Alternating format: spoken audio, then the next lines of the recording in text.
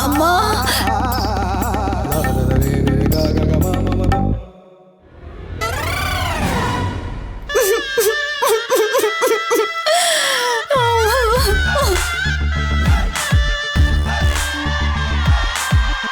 ಸಣ್ಣ ವಯಸ್ಸಲ್ಲಿ ಬೀದಿಲಿ ದೆವ್ವ ಭೂತದ ವೇಷ ಹಾಕೊಂಡು ಓಡಾಡ್ದಂಗಿದೆ. ನಾನು ಹೀಗೆ ತಿರುಗ್ತಿದ್ರೆ ನಂದು ಒಂದು ಬದುಕು. ಒಬ್ರು ಕೂಡ ನನಗ್ ಸಹಾಯ ಮಾಡ್ತಾ ಇಲ್ಲ.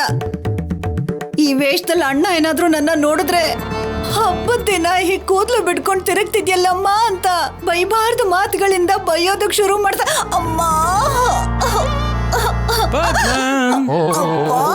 ಏನ್ರಿ ಜಡೆ ಹಾಕೋದಕ್ಕೆ ಯಾರು ಮುಂದೆ ಬರ್ತಿಲ್ಲ ಅಂತ ನೀನ್ ಬೇಜಾರು ಮಾಡ್ಕೊತಿದ್ಯಲ್ವಾ ಪದ್ಮ? ಕಟ್ಕೊಂಡಿರೋನು, ನಿನ್ ಕಷ್ಟ ತೀರ್ಸ್ಬೇಕಾಗಿರೋನು ನಾನೇ ಇದೀನಲ್ವಾ ಪದ್ಮ? ಬಾ, ನಿಂಗ್ ನಾನ್ ಜಡೆ ಹಾಕ್ತೀನಿ ಬಾ. ನೀವಾ? ನಾನೇ ಪದ್ಮ, ನಿನ್ನ ಪ್ರಿಯವಾದ ಗಂಡ. ನಿಮ್ ಕೈಲಾಗಲ್ಲ, ಸುಮ್ನೆ ಬಿಟ್ಬಿಡ್ರಿ ನನ್ನ. ಆಗಲ್ಲ ಆಗಲ್ಲ ಆಗಲ್ಲ. ಹೀಗೆ ಎಷ್ಟು ವರ್ಷ, ಎಷ್ಟು ದಿನ? ಹೆಂಡತಿಗೆ ಜಡೆ ಹಾಕೋಕೆ ಕೂಡ ಕೆಲ್ಸಕ್ಕೆ ಬರ್ದಿರೋ ಗಂಡ ಅನ್ಕೊಂಡಿದ್ಯಾ? ಅನ್ಕೋತ್ಯಾ ಬಿಡು. ನನ್ ಮುಂದೆ ಹೀಗೆ ಹೀಗೆ ಕೂದ್ಲು ಗಂಟ ಹಾಕೊಂಡು ಓಡಾಡ್ತಿದ್ಯಲ್ಲ, ಓಡಾಡ್ತೀಯ ಬಿಡು. ಅವ್ರನ್ನ ಇವ್ರನ್ನ ನನಗ್ ಜಡೆ ಹಾಕು ಅಂತ ಹೇಗೆ ಕೇಳಬಲ್ಲ ನೀನು? ಕೇಳ್ತೀಯ ಬಿಡು ಬಿಡು.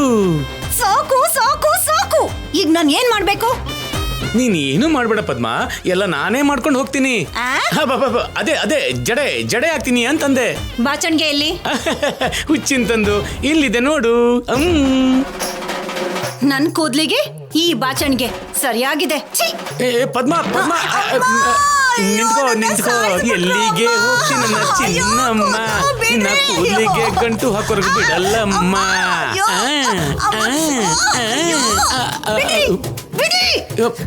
ಇವ್ರು ಪದ್ಮ, ಅಲ್ಲ ಇದು ಕೂದ್ಲ ಹೊಲದಲ್ಲಿ ಬೆಳೆದ ನಿಂತಿರೋ ಹುಲ್ಲ. ಏನೇ ಇದನ್ನ ಬಾಚೋದು ತುಂಬಾ ಕಷ್ಟ ಬಿಡು. ಅದು ಅಲ್ದೆ ಈ ಬಾಚಣಿಕಲ್ ಬಾಚೋಕೆ ಆಗಲ್ಲ ಬಿಡು. ಹೊರಗಡೆ ಟ್ರಾಕ್ಟರ್ ಇದೆ, ಟ್ರಾಕ್ಟರ್ಗೆ ನೇಗ್ಲಿದೆ, ಅದನ್ನ ಬಾಚ್ತೀನಿ ಬಿಡು. ನನ್ ಪ್ರಾಣ ತೆಗಿಬೇಕು ಅಂತಾನೆ ನೀವೆಲ್ಲ ನಿರ್ಧಾರ ಮಾಡಿದೀರಾ. ಬಿಟ್ಟು ಬಿಡ್ರಿ ನನ್ನ. ನೀವು ಬಾಚೋದು ಕೂಡ ಹೊಲ ಹುತ್ತಾಗೆ ಇದೆ. ಬಿಡ್ರಿ ನನ್ನ. ನಿಂತ್ಕೋ ಪದ್ಮ, ನಿಂತ್ಕೋ ನಿಂತ್ಕೋ. ಬಿಡ್ರಿ, ನಾನ್ ಬಾಚ್ತಿದ್ದೀನಲ್ವೇನೆ, ಇರು. ಅಯ್ಯೋ ಅತ್ತೆ, ನಾನ್ ಜಡೆ ಹಾಕ್ಲಾ? ನೀನು ಏನು ಬೇಕಾಗಿಲ್ಲ. ನಿಂತ್ಕೊ ನಿಂತ್ಕೊ ನಿಂತ್ಕೊ. ನೋಡಮ್ಮ, ಇವಳಿಗೆ ನಿನ್ನಲ್ಲಮ್ಮ, ನಾನೇ ಕರೆಕ್ಟು. ನಾನ್ ಬಾಚ್ತಾ ಇದೀನಲ್ವಾ? ಮಾವ, ನೀವ್ ಯಾಕೆ ಬಿಡಿ, ನಾನೇ ಅತ್ತೆಗೆ ಜಡೆ ಹಾಕ್ತೀನಿ. ಏಯ್, ಬೇಡ ಅಂತ ಹೇಳಿಲ್ವಾ? ಹೋಗಿ ಆಚೆ. ನೋಡಮ್ಮ, ಇವಳಿಗೆ ಒಳ್ಳೆ ಮಾತು ಹೇಳಿದ್ರೆ ಕೇಳಲ್ಲಮ್ಮ. ಆದ್ರೂ ಇವಳಿಗೆ ಬಾಚ್ಬೇಕು ಅಂದ್ರೆ ಮಾಮೂಲಿ ಭಾಷಣಿಗೆ ಸರಿ ಹೋಗಲ್ಲಮ್ಮ. ಹೊರಗಡೆ ಟ್ರಾಕ್ಟರ್ಗೆ ನೇಗಿಲಿದೆಯಲ್ವಾ, ಅದು ಸರಿ ಹೋಗುತ್ತೆ. ನೀನೊಂದು ಕೆಲಸ ಮಾಡು, ಹೊರಗಡೆ ಬಾ, ಆ ಟ್ರಾಕ್ಟರ್ ನೇಗಿಲಿಂದ ಬಾಚ್ತೀನಿ. ಬಾ. ಹೇಳ್ದಾಗೆ ಮಾಡಿದ್ರು ಮಾಡ್ಬಿಡ್ತೀರಾ. ಬಂದು ಬಾಚು. ಸರಿ ಅತ್ತೆ, ಬನ್ನಿ.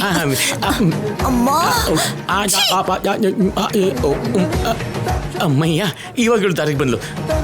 ವೆಂಕಟರಾವ್ ಕಣೆ, ರಿಂಗ್ ವೆಂಕಟರಾವ್.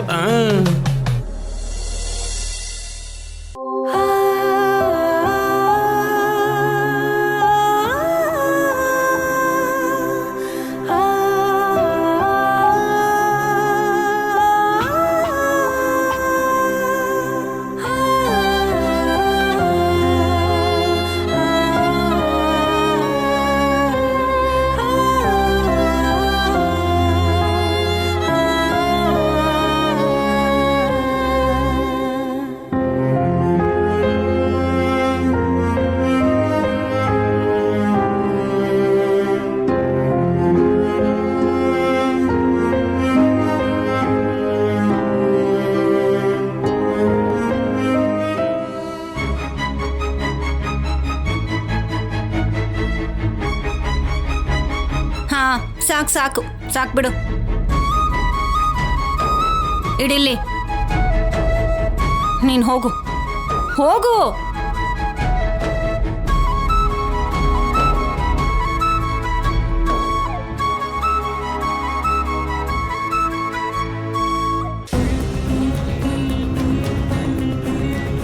ಎಲ್ಲ ರೆಡಿ ಮಾಡಿದ್ರ? ಮಾಡಿದೀವ್ರಿ. ಹೊರಗೆ ಹೋಗೋಣವಾ? ಹೊರಗಡೆ ಹೋಗೋಣ. ಏನ್ ಹಾಗಿದೀಯಾ? ಏನೂ ಇಲ್ಲ. ಇಲ್ಲ, ನಿನ್ ಮುಖದಲ್ಲೇನೋ ಚಿಂತೆ ಕಾಣಿಸ್ತಿದೆ.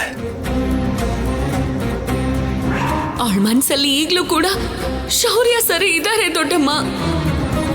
ಅವಳು ಇಷ್ಟ ಗೆಲ್ಬೇಕು, ಅದನ್ನ ನೀನೇ ಗೆಲ್ಲಿಸ್ಬೇಕು. ಆಂದೋಲನ ಅಂದ್ರೆ ಸೀತಾರಾಮ ಕಲ್ಯಾಣ ಮಾಡಬೇಕು ಅಂದ್ರೆ ನಮ್ಮನೇಲೂ ಒಂದು ಮದುವೆ ನಡಿಬೇಕಲ್ವಾ? ಎಲ್ಲ ಸರಿಯಾಗಿ ನಡೀತಾ ಇದೆಯೋ ಇಲ್ವೋ ಅಂತ ಯಾಕೋ ಯೋಚನೆ ಬಂತು, ಅದಕ್ಕೆ. ಅಷ್ಟೇನಾ? ಅಷ್ಟೇ ರೀ. ನಾವು ಮಾಡೋದೇನಿದೆ ಜಾನಕಿ, ಆ ಸೀತಾರಾಮನೇ ನಮ್ಮ ಕೈಲಿ ಮಾಡಿಸ್ತಿದ್ದಾರೆ. ಆ ಅದೃಷ್ಟನ ನಮಗ್ ಕೊಟ್ಟಿರೋ ಸೀತಾರಾಮರೇ ಈ ಕಲ್ಯಾಣಕ್ಕೆ ಯಾವ ಅಡ್ಡಿನೂ ಬರ್ದಿರೋ ಹಾಗೆ ನೋಡ್ಕೋತಾರೆ. ಮನುಷ್ಯ ದೇವ್ರ ಮದುವೆ ಮಾಡಿಸೋ ಅಷ್ಟು ದೊಡ್ಡವನು ಯಾವತ್ತೂ ಆಗೋದಿಲ್ಲ. ನಮ್ಮ ಕೈಯಲ್ಲಿ ಮಾಡಿಸಿ ದೇವರು ನಮ್ಮ ಜೊತೆನೇ ಇದ್ದೀನಿ ಅಂತ ನೆನಪು ಮಾಡ್ತಿರ್ತಾರೆ ಅಷ್ಟೇ. ನಡಿ. ಏನು ಅಂದ್ರೆ ನಿಮ್ಮ ಹತ್ರ ಒಂದು ವಿಷಯ ಹೇಳಬೇಕಿತ್ತು. ಹಾ, ನೀನ್ ಹೇಳಿದ್ಮೇಲೆ ನೆನಪಾಯ್ತು. ನಾನು ನಿನ್ನ ಹತ್ರ ಒಂದು ವಿಷಯ ಹೇಳಬೇಕಿತ್ತು. ಏನದು? ಈ ಸಲ ದೇವ್ರಿಗೆ ರೇಷ್ಮೆ ಬಟ್ಟೆ ಸಮರ್ಪಿಸೋ ಜವಾಬ್ದಾರಿನ ಆದ್ಯ ಕೊಡೋಣ. ಹೌದು ಜಾನಕಿ, ಸೀನುನ ಮದುವೆ ಮಾಡಿಕೊಂಡು ಹಾಯಾಗಿರ್ಬೇಕಾಗಿದ್ದ ಆದ್ಯ ಗೊತ್ತಿದ್ದೋ ಗೊತ್ತಿಲ್ದೇನೋ ನಾವು ಮಾಡಿದ ತಪ್ಪುಗಳಿಂದ ಅವಳ ಜೀವನ ಮುಂದೆ ಏನು ಅನ್ನೋ ಪ್ರಶ್ನೆ ಹತ್ರನೇ ನಿಂತು ಹೋಗಿದೆ. ಅದಕ್ಕೆ ಆದ್ಯ ಹತ್ರ ಆ ಕಾರ್ಯಕ್ರಮ ಮಾಡಿಸಿದ್ರೆ ನಮ್ಮ ತಪ್ಪನ್ನ ದೇವರು ಸರಿಪಡಿಸಿ ಆದ್ಯಾಗೆ ಒಳ್ಳೆ ಜೀವನ ಕೊಡ್ತಾನೆ ಅಂತ ನನ್ನ ಮನ್ಸಿಗನ್ನಿಸ್ತಿದೆ. ನೀನೇನಂತೀಯ?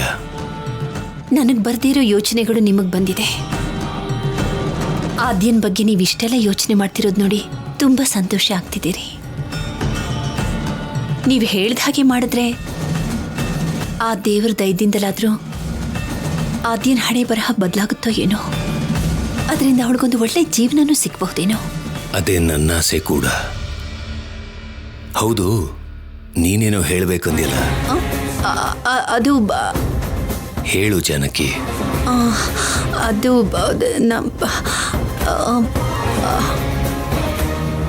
ನೋಡಿ, ನಾನು ಕೇಳಿದ್ರೆ ನೀವಿಲ್ಲ ಅನ್ಕೊಡ್ದು. ಏನ್ ವಿಷಯ ಅಂತ ಹೇಳು.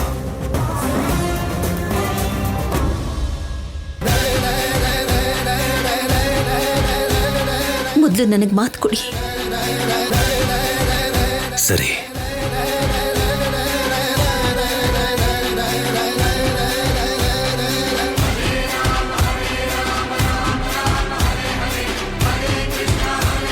ಅದು ಈ ಮಾತನ್ನ ದೇವಸ್ಥಾನದಲ್ಲಿ ಹೇಳಿದ್ರೆ ಒಳ್ಳೇದು ಅನ್ಸುತ್ತೆ. ದೇವರ ಆಶೀರ್ವಾದ ಕೂಡ ಸಿಕ್ಕುತ್ತೆ.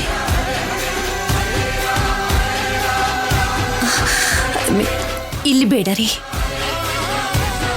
ದೇವಸ್ಥಾನದಲ್ಲಿ ಸೀತಾರಾಮ ಕಲ್ಯಾಣ ಆದ್ಮೇಲೆ ಹೇಳ್ತೀನಿ. ಯಾಕೆ ಈಗ ಹೇಳ್ಬಾರ್ದ? ಹಾಗೇನೂ ಇಲ್ಲ ರೀ.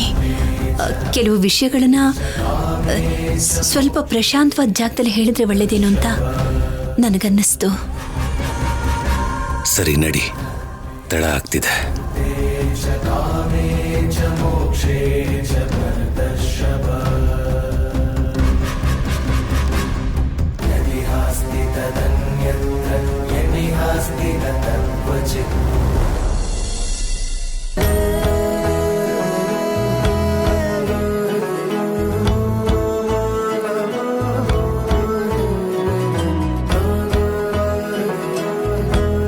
ಅಯ್ಯಯ್ಯೋ, ನಿಂತ್ಕೊಳ್ಳೆ.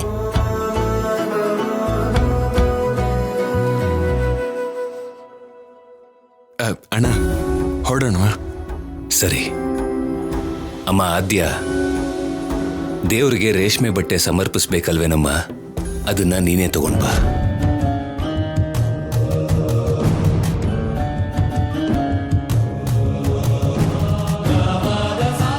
ಆದ್ಯ ಯಾಕೆ?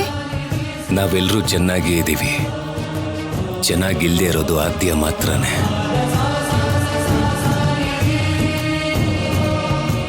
ಅವಳ ಕೈಯಾರೆ ಆ ಕಾರ್ಯಕ್ರಮನ ಮಾಡಿಸಿದ್ರೆ ಆ ದೇವ್ರ ದಯೆಯಿಂದ ಅವಳಿಗೆ ಒಳ್ಳೇದಾಗುತ್ತೆ. ಹೊಸದಾಗಿ ನಮ್ಮ ಮನೆಗೆ ಸೊಸೆಯಾಗಿ ಬಂದಿರೋ ಚಾರು ಕೈಲಿ ಮಾಡಿಸಿದ್ರೆ ಚೆನ್ನಾಗಿರುತ್ತೆ ಅಣ್ಣ. ನಿನ್ ಸೊಸೆ ಎಲ್ಲಿಗೆ ಹೋಗ್ತಾಳೆ? ಈ ವರ್ಷ ಮಾಡಿಲ್ಲ ಅಂದ್ರೂ ಮುಂದಿನ ವರ್ಷ ಮಾಡಿಸ್ಬೋದು. ಈ ವರ್ಷ ಆದ್ಯನ್ ಕೈಲೇ ಮಾಡಿಸೋಣ.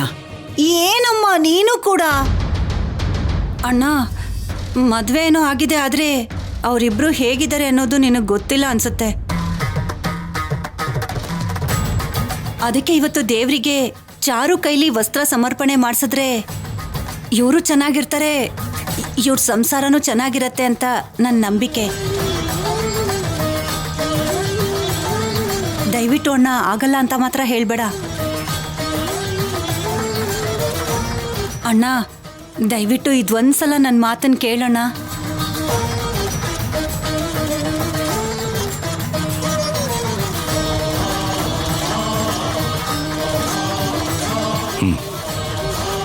ಸರಿ, ಹಾಗೆ ಮಾಡಿ. ನಮ್ಮಣ್ಣ ಒಪ್ಕೊಂಡಾಯ್ತು. ಪಾರ್ವತಿ, ಇನ್ನೂ ಏನ್ ನೋಡ್ತಿದ್ಯಾ? ಆ ತಟ್ಟೆ ಎತ್ತಿ ಚಾರು ತಲೆ ಮೇಲಿಡು.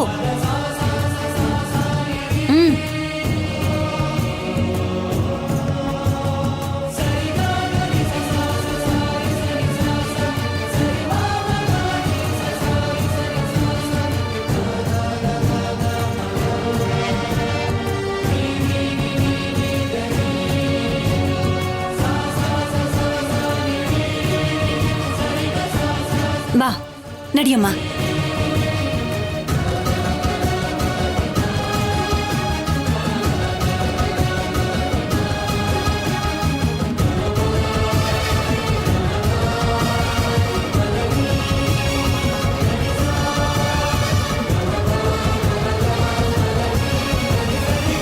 ಏನಮ್ಮ ಚಾರು,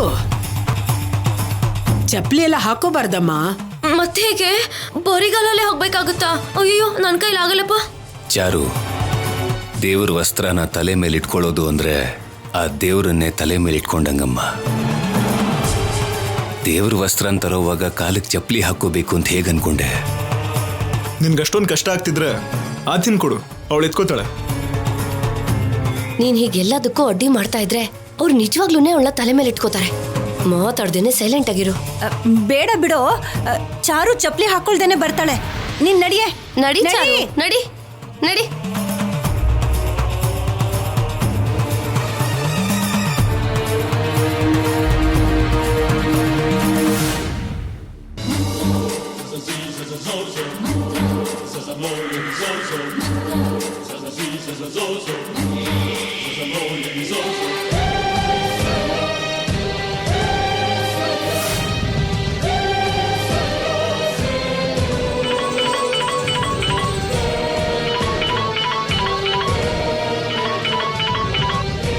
ಹಲೋ, ಎಲ್ಲರೂ ದೇವಸ್ಥಾನಕ್ಕೆ ಹೋಗ್ತಿದ್ದಾರೆ.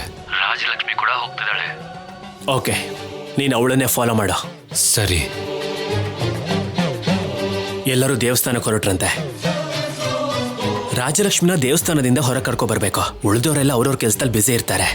ಇಲ್ಲಿ ನಿನ್ ಶೋಭನ ನಡೆಯುತ್ತೆ. ಏನು ತೊಂದರೆ ಆಗಲ್ಲ ತಾನೆ? ಈ ಶೋಭನ ಎಲ್ಲ ಆಗೋದ್ಮೇಲೆ ಆ ರಾಜಾರಾಮ್ ಕೂಡ ಏನು ಮಾಡೋದಕ್ಕಾಗಲ್ಲ ಬಾಸ್. ಮಾತ್ ತಪ್ಪದೆ ನಿನಗೆ ಮದ್ವೆ ಮಾಡ್ಕೊಡ್ತಾರೆ. ಏ ಪ್ರಶಾಂತ್, ಯೋಚನೆ ಮಾಡೋದನ್ನು ಬಿಟ್ಟು ಒಂದೆರಡು ಪೆಗ್ ಹಾಕಿ ರಾಜಲಕ್ಷ್ಮಿ ಜೊತೆ ಶೋಭನಕ್ಕೆ ರೆಡಿ ಆಗೋ.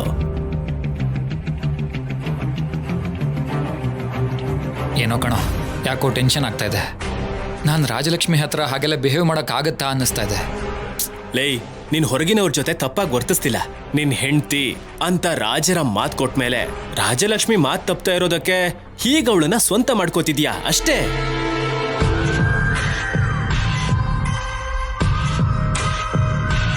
ಆದ್ರೂ ಇಲ್ಲಿ ನೀನ್ ಅನ್ಕೊಂಡಿದ್ದೆಲ್ಲ ಏನು ನಡೆಯಲ್ಲ. ಇವಾಗ ರಾಜಲಕ್ಷ್ಮಿನ ದೇವಸ್ಥಾನದಿಂದ ಕರ್ಕೊಂಡು ಇಲ್ಲಿಗೆ ಬರ್ತಾರೆ. ನಡಿ ರಾಜಲಕ್ಷ್ಮಿ.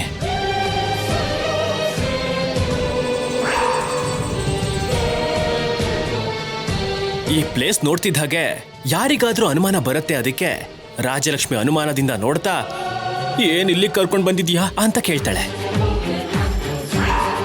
ನಾವು ಆರಾಮಾಗಿ ಕೂತ್ಕೊಂಡು ಮಾತಾಡಬೇಕು ಅಂದರೆ ಈ ಥರ ಜಾಗಕ್ಕೆ ಬರಬೇಕಲ್ವಾ? ನಡಿ ರಾಜಲಕ್ಷ್ಮಿ.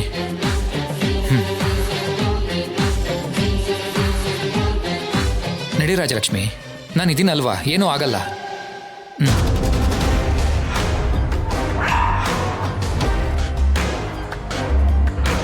ಆ ರಾಜಲಕ್ಷ್ಮಿ ನಿನ್ ಮಾತಿಗೆ ಇಲ್ಲ ಅನ್ನೋಕಾಗ್ದೆ ಸುತ್ತ ನೋಡ್ತಾ ನನಗಿಲ್ಲಿರೋಕೆ ಭಯ ಆಗ್ತಿದೆ, ಹೊರಟೋಗೋಣ ನಡಿ ಅಂತ ತಿರುಗ್ತಾ ಇದ್ದ ಹಾಗೆ ಡೋರ್ ಯಾಕೆ ಹಾಕ್ತಿದ್ಯಾ? ಚಿಲ್ಕ ಯಾಕೆ ಹಾಕ್ದೆ? ಅವಾಗ ನೀನು ಅವಳ ಹತ್ರ ಹೋಗಿ ನಮ್ಮ ಮಧ್ಯ ಯಾರೂ ಬರಬಾರ್ದು, ಅದಕ್ಕೆ ಚಿಲ್ಕ ಹಾಕಿದ್ದು. ಇಲ್ಲ, ನಾವು ಮೊದಲು ಹೋಗೋಣ ಬನ್ನಿ. ಹೇ,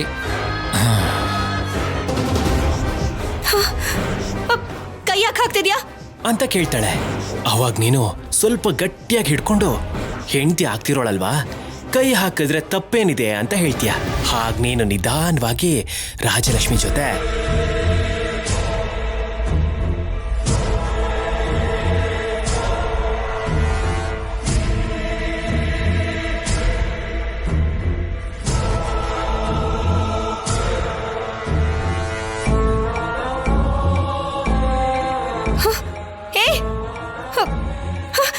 ಹೇಳಿದ್ರೆ ಅರ್ಥ ಆಗಲ್ವಾ ನಿಂಗೆ? ಹೋಗು. ಅವಾಗ ನೀನು ಮೆಲ್ಲಗೆ, ನನಗೆ ಗೊತ್ತು ರಾಜಲಕ್ಷ್ಮಿ, ನಾನ್ ನಿನ್ ಪಕ್ಕದಲ್ಲಿದ್ರು ನಿನ್ ಮನ್ಸಲ್ಲಿ ಅವನಿದ್ದಾನೆ ಅಂತ ಹೇಳ್ಬೇಕು. ಓಕೆ ಸರಿ, ಮದುವೆ ಆದ್ಮೇಲೆ ಬದಲಾಗ್ತೀಯಾ ಅನ್ಕೊಳ್ಳೋಣ ಅಂದ್ರೆ ನೀನು ಆ ನಂಬಿಕೆ ಬರೋ ಹಾಗೆ ನಡ್ಕೋತಿಲ್ಲ. ಹಾಗಾಗಿ ನನ್ನ ನಂಬಿಕೆಗೋಸ್ಕರ ಮದುವೆಗೂ ಮುಂಚೆನೆ ನಾನಿಲ್ಲಿ ಶೋಭನಕ್ಕೆ ಏರ್ಪಾಟ್ ಮಾಡಿದ್ದೀನಿ. ಹೇ, ಏನ್ ಮಾತಾಡ್ತಿದ್ಯಾ ನೀನು? ನಮ್ಮಪ್ಪನ್ ಗೊತ್ತಾದ್ರೆ ನಿನ್ನನ್ ಸಾಯಿಸ್ಬಿಡ್ತಾರೆ ಅಂತ ಹೇಳ್ತಾಳೆ. ಹಾಗೆ ಅವಳನ್ನ ನೋಡ್ತಾ ಅವಳ ಮುಖನ ಸವರ್ತಾ, ಆಗ್ಲೇ ನಮ್ಮ ಮದ್ವೆನ ಇನ್ನು ಬೇಗ ಮಾಡ್ತಾರೆ ಅಂತೀಯ.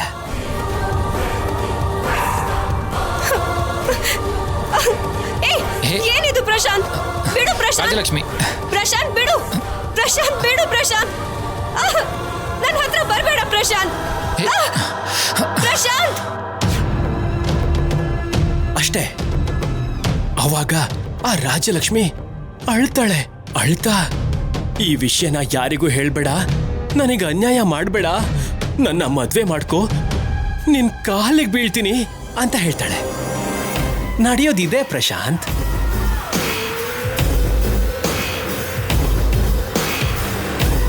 ಈಗ ಎನರ್ಜಿ ಬಂತು ಕಣೋ.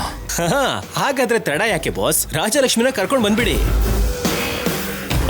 ಹೌದು, ನೀನ್ ಬಾ ಅಂದ್ರೆ ಎಲ್ಲಿಗಾದ್ರೂ ಬರ್ತಾಳೆ ಅಲ್ವಾ? ಇಲ್ಲಾಂದ್ರೆ ಕಷ್ಟ ಆಗತ್ತಲ್ವಾ? ರಾಜಲಕ್ಷ್ಮಿ ನಾನು ಆಡಿಸ್ದಾಗೆ ಆಡೋ ಅಂತ ಬೊಂಬೆ ಕಣೋ. ನಾನು ಏನು ಹೇಳ್ತೀನೋ ಅದನ್ನು ಮಾಡ್ತಾಳೆ. ನಾನು ಆ ಥರ ಸೆಟ್ ಮಾಡಿದ್ದೀನಿ. ಹಾಗಾದ್ರೆ ತಡ ಯಾಕೆ ಬಾಸ್, ಎಣ್ಣೆ ನಿನ್ ಜೊತೆಗಿರತ್ತೆ, 2 ಪೆಗ್ ಹಾಕಿ ಹೊರಟ್ಬಿಡು. ಹಾ,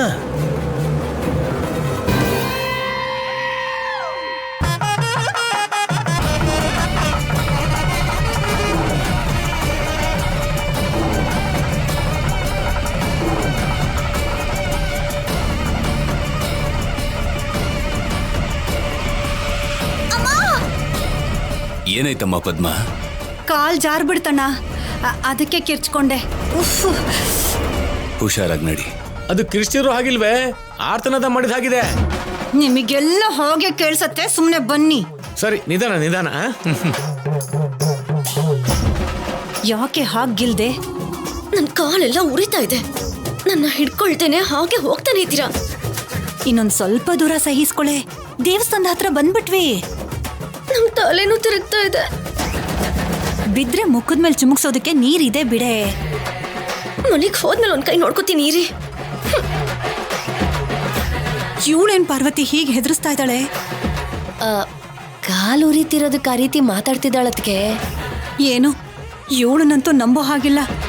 ಮನೆಗೆ ಹೋದ್ಮೇಲೆ ಸ್ವಲ್ಪ ಜೋಪಾನವಾಗಿರ್ಬೇಕು ಪಾರ್ವತಿ. ಸರಿ ಅತ್ಗೆ.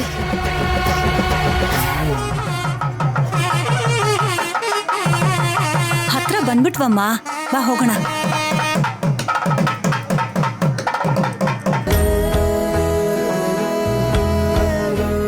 ನಮಸ್ಕಾರ ಯಜಮಾನ್ರೆ. ನಮಸ್ತೆ ಯಜಮಾನ್ರೆ, ಪ್ರತಿ ವರ್ಷ ನೀವು ದಂಪತಿಗಳು ತಮ್ಮ ಕೈಯಾರೆ ಆ ದಂಪತಿಗಳ ಕಲ್ಯಾಣ ನಡೆಸಿದ್ರೇನೆ ಆ ಭಗವಂತ ಸಂತೋಷ ಪಡ್ತಾನೆ. ಈ ಸಲ ಸ್ವಾಮಿಗೆ ನಮ್ ಸೀನು ಹೆಂಡತಿ ಚಾರು ಬಟ್ಟೆನ ಸಮರ್ಪಿಸ್ತಾಳೆ.